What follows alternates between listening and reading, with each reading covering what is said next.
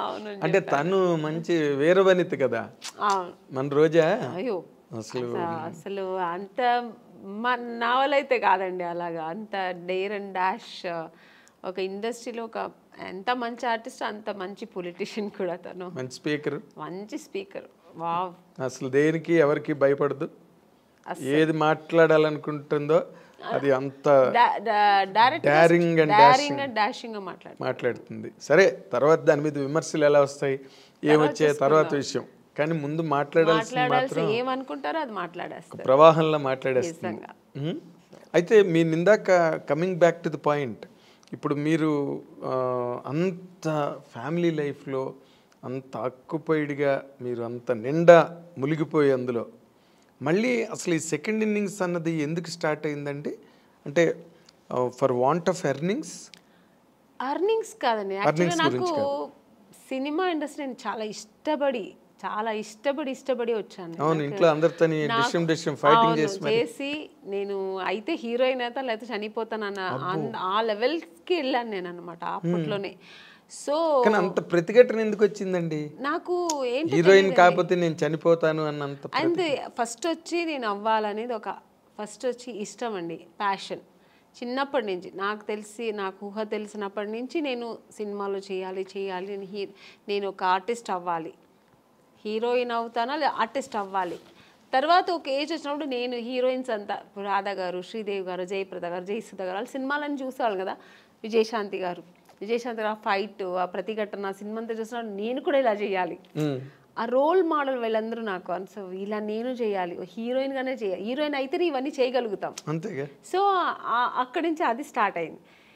ఇండస్ట్రీకి వచ్చి ట్రై చేసినప్పుడు ఫెయిల్యూర్ వెళ్ళినప్పుడు మనం ఏమనుకుంటాం, మేము అందంగా ఉన్నాము, మాకు అన్నీ తెలుసు, వెళ్ళిన వెంటనే రామ్మ నువ్వు ఈ సినిమాలో నువ్వే హీరోయిన్ అని రెడ్ కార్పెట్ వేసి వెంటనే ఇచ్చేస్తారా అని ఒక ఊహలో వస్తాం. నేనే కదా, అందరూ వచ్చేవాళ్ళు అలాగే వస్తారు.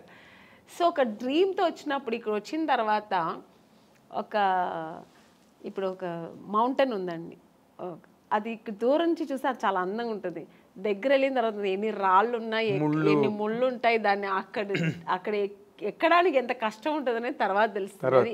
అది అందుకే దూరపు కొండలు నునుపు అంటారు కదా, అలాగే నాకు కూడా నేను అలా అనుకుని వచ్చాను. తర్వాత ఇక్కడ వచ్చిన తర్వాత సో అంత ఈజీ కాదు అనిపించింది. ఇప్పుడైనా మనకి ఇండస్ట్రీ చాలా ప్లాట్ఫామ్స్ ఉంది. ఒకవేళ హీరోయిన్ అవ్వలేదు, ఒక 4-5 సినిమాలు ట్రై చేసాం, దొరకలేదు అనుకోండి, ఓకే లేకపోతే ఏంటి మనం ఏదో చేసుకుందాం, యాంకర్ అవ్వచ్చు, దాంట్లో ట్రై చేయొచ్చు, సీరియల్ హీరోయిన్ అయిపోవచ్చు, చాలా ఉన్నాయి ఇప్పుడు మనకు ఆప్షన్స్ ఎక్కువ ఉన్నాయి. మోడలింగ్ చేయొచ్చు, దానికి తగినట్టుగా మనం మన బాడీని చేసుకుని మోడలింగ్ చేయొచ్చు, ఇలా చాలా ఆప్షన్స్ ఉన్నాయి. నేను వచ్చినప్పుడు ఇండస్ట్రీ ఓన్లీ హీరోయిన్ చేయాలి, లేదంటే సిస్టర్ రోల్, మదర్ రోల్, ఆ ఏజ్లో సిస్టర్ రోల్, లేదంటే ఫ్రెండ్స్ రోల్, ఇలాంటి తప్ప ఆప్షన్ లేదు, ఇంటికి వెళ్ళిపోవాల్సిందే. నాకేమో అది ఇష్టం లేదు, నేను చేస్తే హీరోయినే చేయాలి. అలాంటప్పుడు ఎన్ని కష్టాలు నేను ఎదుర్కోవాల్సి వస్తుంది. అవును, మనం కండిషన్స్ పెట్టుకుంటే కష్టాలే. సో అది అప్పుడు అసలు ఎక్కువ కష్టాలు ఫేస్ చేశారండి బిగినింగ్ లో? తప్పకుండా అండి, ఎందుకంటే నాకు చెన్నైలో ఎక్కువ తమిళ్ ఇండస్ట్రీలోనే ఎక్కువ నేను ట్రై చేశాను. నాకు అప్పుడు తెలుగు టచ్ లేదనమాట. అక్కడ తమిళ్లో ట్రై చేసేటప్పుడు మా నాన్నగారు ఫ్రెండ్, ఫ్యామిలీ ఫ్రెండ్, ఆయనకు కూడా తమిళే తెలుసు, ఆయనకి తమిళ్ అతనే ఆయన కాబట్టి తమిళ్ ఇండస్ట్రీకే ఆయన నన్ను చుట్టి తీసుకెళ్ళేవారు అనమాట, కంపెనీస్ అక్కడ ఉన్నారు వెళ్ళమ్మా అక్కడ. సో ఇవన్నీ అక్కడ ఫేస్ చేశాను. బట్ నేను తెలుగులో ఫేస్ చేయలేదు, డైరెక్ట్ హీరోయిన్ అయిపోయాను. నేను అనుకొని వచ్చాను కదా, అది ఇక్కడ దొరికింది. అక్కడ చాలా కష్టమైంది. అంటే ఇక్కడ వచ్చేప్పటికి చాలా ఎక్స్పీరియన్స్ అయింది నాకు. అంటే అక్కడ ఒక ఎస్టాబ్లిష్డ్ పొజిషన్కి వచ్చాక కదా ఇక్కడికి వచ్చాను. అక్కడ ఎస్టాబ్లిష్ అవ్వలేదు, చేస్తున్నప్పుడే అంటే హీరోయిన్ ఛాన్స్ దొరికింది. నేను పడిన కష్టాలకి హీరోయిన్ ఛాన్స్ దొరికింది, బట్ నేను 100% అక్కడ సక్సెస్ అవ్వలేదు, ఇక్కడ సక్సెస్ అయ్యాను. అంటే పడిన కష్టాలు అంటే ఇప్పుడు రకరకాలుగా ఉంటాయండి కష్టాలు. కష్టం అంటే నా ఇది ఏంటంటే, నేను చేసిన ట్రావెల్ ఎలాగంటే వెళ్ళిన వెంటనే ఫొటోస్ చూసేవారండి.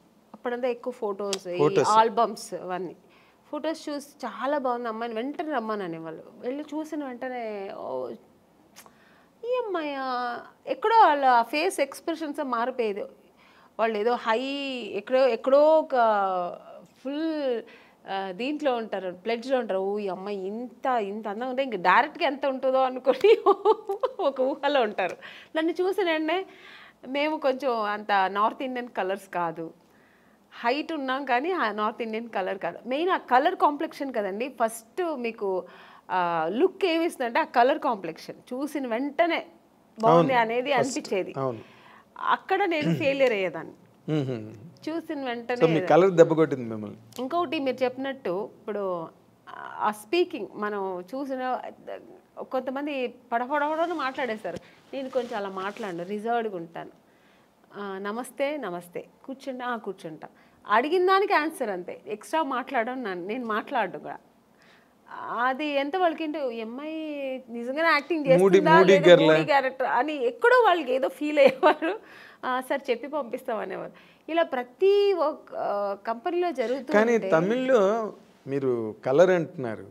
సావిత్రి గారు భయంకరమైన కారు నలుపు, వాణిశ్రీ గారు మామూలు నలుపు కాదు. ఆవిడకి 4 గంటలు 5 గంటలు మేకప్ చేసేవారు వాణిశ్రీ గారు. కరెక్టే అండి, మీరు చెప్పేది కరెక్టే. బట్ నేను వచ్చేప్పటికి ట్రెండ్ చాలా మారింది. అంత అప్పుడు ఉన్నంత ఇప్పుడు సావిత్రి గారు అప్పుడు ఎంత లావు ఉన్నవారు, బట్ చక్కగా ఫేస్ అందంగా ఉంటే ఓన్లీ ఆ ఫేస్ చూసేవారు అనమాట. మీకు ఆ స్ట్రక్చర్ చూసేవాళ్ళు కాదు. ఈవెన్ భానుమతి గారు కానీ మన వాణిశ్రీ గారు కానీ అప్పుడంతా స్ట్రక్చర్ ఏమి చూసేవాళ్ళు కాదు. ఫేస్ వర్క్ అప్పుడు అన్న ఓన్లీ ఎక్స్ప్రెషన్స్, యాక్టింగ్ ఇది చూసేవారు అనమాట. ఆ తర్వాత జనరేషన్ ఇప్పుడు శ్రీదేవి గారు వాళ్ళంతా వచ్చేప్పటికి స్ట్రక్చర్ మెయింటైన్ చేసేవాళ్ళు, అందము అన్నీ వచ్చేసింది కదా. సో అది అప్పటికే మీకు నార్త్ ఇండియన్స్ చాలా మంది వచ్చారు. నగ్మా గారు అప్పటికి వచ్చేసారు, వచ్చేసారు. సో అక్కడ అదే వచ్చింది. ఖుష్బూ గారు వీళ్ళందరూ ఇక్కడ ఎంటర్ అయిపోయారండి. అప్పటికి వాళ్ళంతా వచ్చి ఇక్కడ అప్పుడు సామ్రాజ్యం ఏలుతున్నారు. ఆ టైంలో నేను ఎంటర్ అయ్యాను. అప్పుడు ఎలా ఉంటుంది చెప్పండి. సో అంటే కొన్ని సినిమాలకి ఇలా ఉంటే చాలే అనుకొని దొరికేది వేరు. అన్ని కమర్షియల్ సినిమానికి అలా అనుకోరు కదా. ఒక గ్లామర్ హీరోయిన్ కావాలనుకుంటారు, చాలా అందం మంచి కలర్ కావాలనుకుంటారు. సో అక్కడ మనం ఫెయిలియర్ అవుతాం కదా. అవును, 100%. చూడగానే వెంటనే మైనస్ మార్కులు పడిపోతాయి. ఇప్పుడు కొంతమంది పర్వాలేదు, మనకి మెయిన్ కావాల్సింది ఫేస్ అందము, స్ట్రక్చరు, యాక్టింగ్ ఇది చాలు అనుకునే డైరెక్టర్స్ కొంతమంది. లేదు నాకు అలా కలరే కావాలనుకున్నది ఎక్కువ మంది అప్పట్లో. ఇప్పట్లో కూడా ఎప్పుడైనా అందుకని అంత తొందరగా వచ్చిన తర్వాత ఇప్పుడు మధ్యలో కొంచెం ట్రెండ్ మారింది. మన దీపికా పడుకుని ఒక డస్టీ కలర్ అని అది ఇప్పుడు ఫేమస్ అయిందండి. మేము వచ్చినప్పుడు ఆ డస్టీ కలరే బ్లాక్ అని చెప్పి మమ్మల్ని పక్కన పెట్టేవాళ్ళు. చాలా ఎక్కడో లక్కీగా దొరికేది అంతే. ఇప్పుడు వీటిష్ అంటున్నారు, బ్లాక్ వీటిష్ అంటున్నారు, డస్కీ కలర్ అని ఏమేమో అంటున్నారు. దాని ఇప్పుడు పేర్లు పెట్టి దాని ఒక ఫ్యాషన్ చేసుకున్నారు. మేము ఉన్నప్పుడు అలా కాదండి, కొంచెం కష్టమే. అయిన తర్వాత కూడా ఇక్కడంతా మేకప్ వేయమని చెప్పేవాళ్ళు, కలర్ ఎందుకంటే దీనికి డిఫరెన్స్ రాకూడదని. సో ఇవన్నీ మేము ఎదుర్కోవాలి, ఒకేలా ఉండాలని. సో అప్పుడు నేను చాలా మా అమ్మని తిట్టేదాన్ని, నువ్వు ఎందుకు మా నాన్న కలర్గా కనలేదు, నువ్వు మా బ్రదర్ మంచి కలరు, వాడు మాత్రం ఎందుకు అంత కలర్ ఉన్నాడు అని. మా నాన్నగారు లాగా వాడు, మా అమ్మ కొంచెం కలర్ తక్కువ. ఇలాగా నాకు ఆ ఒక ఫీలింగ్ నాకు ఎప్పుడు ఉండేది. మా అమ్మతో ఎప్పుడు నేను వెళ్ళి మా అమ్మతోనే గొడవ పెట్టేది. నాకేంటే తెలుసు, దేవుడు నీకు ఆ కలర్ ఇచ్చాడు, నువ్వు హీరోయిన్ అవుతావు నాకు తెలిసి ఉంటేనే ఇంకొంచెం కుంకుమ పువ్వు ఎక్కువ తాగేదాన్ని. మా అమ్మ అంటే ఆవిడ అంతే, కుంకుమ పువ్వు తాగితే ఎక్కువ తాగితే అంటే అదేదో అప్పుడు ఒక నమ్మకం. సో అలా తమిళ్లో మీరు బాగా ట్రై చేస్తున్న టైంలోనే తెలుగులో కట్ అయ్యారు అనమాట మీరు. అవును, ఛాన్స్లు వచ్చి చేసినట్టున్నారు కదా మీరు. రామరాజుతో చేశాను, రామరాజు గారితో చేశాను, శరత్ కుమార్ గారితో చేశాను. హీరోయిన్ మాత్రం అయ్యేదేమో అయిపోయాను, బట్ సక్సెస్ అనేది నాకు దొరకలేదు. హీరోయిన్ అయిన తర్వాత కూడా సక్సెస్ అనేది చాలా ఇంపార్టెంట్ అనేది నాకు తమిళ్లో తెలిసింది. ఎందుకంటే 2 సినిమాలు ఆడలేదంటేనే ఐరన్ లెగ్ అని పక్కన పెట్టేస్తారు. అప్పుడు కాదు ఇప్పుడు అంతే కదా, ఎప్పుడైనా సెంటిమెంట్ ఎక్కువ చూస్తారు మన ఇండస్ట్రీలో. సో అది నాకు ఇంకా బాధేసి, అమ్మో బాబోయ్ మన హీరోయిన్ అవ్వడం మాత్రమే కాదు పెద్ద విషయం, సక్సెస్ అనేది చాలా చాలా ఇంపార్టెంట్ మ్మ్. అని ఇంక నాకు ఒకటే, ఇప్పుడు మా అమ్మ కలర్ లేదంటే మా అమ్మతో ఎలా గొడవ పెట్టాను, అలాగా నాకు సక్సెస్ అవ్వాలి, హీరోయిన్ అవ్వాలంటే నేను దేవుడి దగ్గర గొడవ పెట్టేదాన్ని. నేను ఎందుకు మరి ఇంకెవరిని అడగాలి? ఇంకెవరు నాకు ఎక్కువ నా ఫ్రెండ్ కానీ, నాకు మా తల్లిదండ్రుల కంటే ఎక్కువ కనెక్ట్ అయ్యేది నేను దేవుడితోనే. ఇంకా నేను అలా పెరిగాను చిన్నప్పటి నుంచి. కొంచెం మా ఇంట్లో ఎక్కువ ఆధ్యాత్మికంగా మా నాన్నగారు కొంచెం ఆ భక్తి పూజలు ఎక్కువ. మా నాన్నగారు ఎక్కువ టెంపుల్స్కి వెళ్తుంటారు. మా అమ్మ కూడా అంతే, కొంచెం పూజలు అంటే మెడ్రాస్లోనే కల్చర్ ఎక్కువ బేసిక్. లేదు, మేము బేసికలీ బెంగళూరు కదా, ఈవెన్ బెంగళూరులో కూడా. సో అది అలవాటు అయిపోయి నాకు దేవుడితో ఎక్కువ కనెక్ట్ అయ్యేదాన్ని నేను. సో అక్కడ ఆయన అడిగేదాన్ని, ఎందుకు నన్ను ఇలా చేస్తున్నావు, నాకు సక్సెస్ ఇవ్వాలని. సినిమా షూటింగ్ వెళ్తున్నానంటే ఫస్ట్ దేవుడు ఈ సినిమా పెద్ద సక్సెస్ అవ్వాలి వేడుకుంటా. ఇప్పుడు కూడా అంతే. ఏ సినిమా నేను చిన్న క్యారెక్టర్ చేసినా దేవుడి దగ్గర అదే వేడుకుంటా. నేను చేసిన ప్రొడ్యూసర్స్ హ్యాపీగా ఉండాలంటే ఆ సినిమా సక్సెస్ అవ్వాలి. సో దాన్ని సక్సెస్ చేయాలని అయితేనే కదా మళ్ళీ. అవును కదా, ఆ ప్రొడ్యూసర్స్ బాగుంటాయి కదా, మనలాంటి వాళ్ళు అందరూ బాగుంటాం. 100%. అదే ఇందాక మీరు చెప్తున్న దాంట్లో అంటే తమిళ్లో మీరు చేస్తున్నప్పుడు ఏమైనా మీ మీద పాలిటిక్స్లు గట్రా ఏమైనా జరిగాయండి? అంటే లేదండి, అలాంటి వాతావరణం ఏమైనా ఉండేది అప్పుడు? నాకు అలాంటి వాతావరణం ఎక్కడా లేవు. వచ్చాయి ఇప్పుడు పెద్ద పెద్ద కంపెనీలు ఎక్కడ నాకు రాలేదు. ఎందుకంటే మీరు గరగట్టు గోపన్న సినిమాలో ఫస్ట్ బుక్ అయింది, అది వచ్చి అలా జరిగింది. తర్వాత దేవికి గారి అమ్మాయి కనక దానిలోకి వచ్చింది. యాక్చువల్గా కరకట్టకారంలో నా ఫొటోస్ వెళ్ళి ఫస్ట్ సెలెక్ట్ అయిపోయానండి. సెలెక్ట్ అయిపోయి ఇంకా షూటింగ్ ఇంకొక 15 days 10 days ఉందన్నప్పుడు అక్కడ ఒక చిన్న కాంట్రవర్సీ జరిగింది. అంటే నన్ను తీసుకెళ్ళి యాక్ట్రెస్ నళిని గారు అని ఉంటారు. అవును, రామరాజు గారు వాళ్ళ వైఫ్, వాళ్ళు సిస్టర్ హస్బెండ్ నన్ను తీసుకెళ్లారు. యాక్చువల్గా ఆయన ముందు నళిని గారికి మేనేజర్ అట. సో ఆయన అది ఆయన ప్రొఫెషనల్ అనమాట. సో నన్ను తీసుకెళ్ళి చూపించి ఓకే అయింది, నా ఫొటోస్ ఓకే అయింది.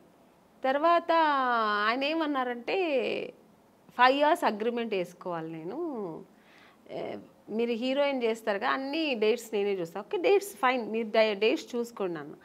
బట్ రెమ్యునేషన్ నాకు 50%, మీకు 50% అన్నారు. అది నేనైతే ఓకే చెప్పాను. నాకు అప్పుడు అంత హీరోయిన్ అయిపోవాలి, పెద్ద హీరోయిన్ అయిపోవాలి.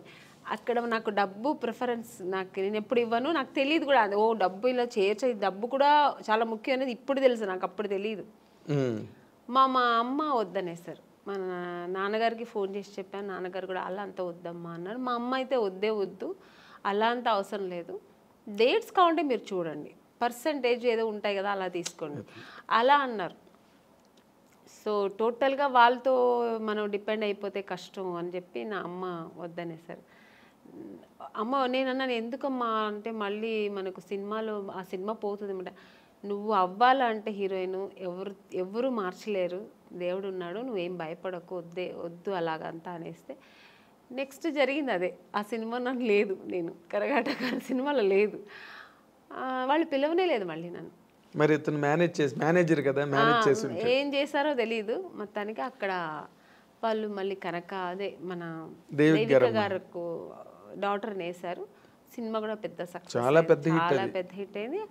పైగా రామరాజ్కి అప్పుడు ఎంజీఆర్ కున్నంత ఇమేజ్ ఉండేది. ఆవిడ కూడా, అమ్మాయి కూడా పెద్ద హీరోయిన్ అయింది. బట్ ఆ నెక్స్ట్ సినిమా మళ్ళీ నాకు దొరికింది ఆయనతోనే, అదే రామరాజు గారితోనే, గంగేమరన్ గారి డైరెక్షన్ లో ఆయన సెకండ్ సినిమానే నాకు దొరికింది. ఎట్లా అదేలా జరిగింది ఏమో తెలియదండి మళ్ళీ. ఎందుకంటే వీళ్ళు ఓన్లీ ఫొటోస్ చూపించారు. రవి గారు అని పెద్ద స్టిల్ ఫోటోగ్రాఫర్ అండి, రవి అని.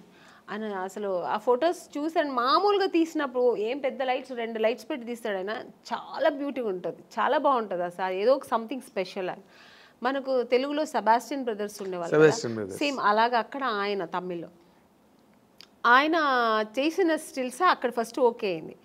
సెకండ్ నేను సెబాస్టియన్ బ్రదర్ ఆఫీస్ వాళ్ళతో ఫొటోస్ తీయాలని వెళ్తే ఆయన సెబాస్టియన్ బ్రదర్ ఊరికే వాళ్ళ ఆఫీస్ ముందు ఊరికే ఒక 2 photos తీశాడు ఆయన. ఇవేం మేకప్ లేదు, మామూలుగా నేను వెళ్ళాను, ఫొటోస్ తీస్తే ఆ ఫోటో నాకు ఇచ్చారనమాట. అది ఎవరు చూసినా అమల గారిలా ఉన్నారు, ఇలా ఉన్నారు, అలా అంటే ఒక ఆర్టిస్ట్లా ఉండేది. మేకప్ లేదు, ఏమీ లేదు, చాలా బాగుండింది, ఇంత బ్యూటీ ఉండింది. ఆ ఫొటోస్ ఎలాగో మేనేజర్ తీసుకెళ్ళి గంగేంద్రన్ వాళ్ళకి, మీకు తమిళ్లో ఎక్కువ కొంచెం న్యాచురల్ ఇష్టపడతారు, అవును అవును, ఓవర్ మేకప్ కలర్ మేకప్లు కూడా ఎక్కువ ఉండవు. ఉండదు. ఆయనకు చాలా నచ్చింది ఆ